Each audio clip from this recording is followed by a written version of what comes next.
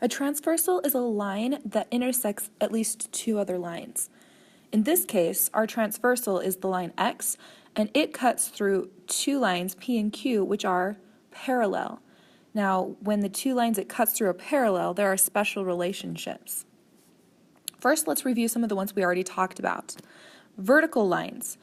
The two angles created when line X and P cross, or when line X and Q cross, that are not touching, that are non-adjacent, are called vertical angles, and they are congruent. We also talked about supplementary angles. Supplementary are the two angles that are touching when X and P cross, or when X and Q cross. They add up to 180 degrees. So the two that are next to each other are supplementary, and the two that are across from each other are vertical. Let's look at some new angle relationships. These three angle relationships are created specifically when the transversal cuts through two lines that are parallel. Alternate interior angles are inside of the parallel lines on two different sides of the transversal, and they'll always be congruent. Alternate exterior angles are outside of the parallel lines and on two different sides of the transversal. Corresponding angles are on the corresponding location of two parallel lines. For example, the pink angle is on the top left, and the pink angle on the bottom circle is also the top left of those two black lines. They will be corresponding angles and will always be congruent. Let's use this to solve some examples. For this first example, we have a transversal cutting through two parallel lines. They've labeled all of those angles 1 through 8, where we already know the measure of angle 6. Angle 6 has been listed as 65 degrees. What we have to do is find the rest of the angles. Well, angle 8 and angle 6 are vertical angles, which are always congruent, so angle 8 is also 65 degrees. Angle 4 is corresponding to angle 8. They are both in the top right, so they are congruent as well. And then angle 2 and angle 4 are vertical angles, so angle 2 is also 65 degrees.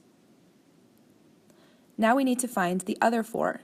Remember that supplementary angles right next to each other, like angle 1 and angle 2, add up to 180 degrees. So if we take 180 and we subtract 65 from angle 2, we have to, of course, borrow from the 8 so that we can subtract.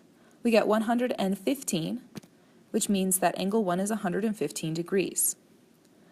While angle 3 is the same as angle 1 since they're vertical angles, angle 7 and angle 3 are the same since they're corresponding angles, bottom right, and angle 5 and angle 7 are vertical angles, so all of those angles are congruent to each other. Let's look at one more example. In this example, we have to find out the value of z. Now, z is not one angle. We have an entire expression 4z plus 16, which equals one of the angles. We also know another angle, which is 64 degrees. However, if you look at where those two angles are, they are not congruent. 4z plus 16 is not equal to 64. Those would be supplementary angles because 4z plus 16 is going to be equal to the angle right next to the angle that is 64 degrees. Those are alternate interior angles. So we have to figure out this angle right next to 64 degrees. Since they're supplementary, we start with 180 and subtract the 64 degrees we already have. That's 116. So the angle next to 64 degrees is 116 degrees. That is the angle that is congruent to 4z plus 16, since they're alternate interior angles. We write our equation, 4z plus 16 equals 116, and then we solve using our inverse operations.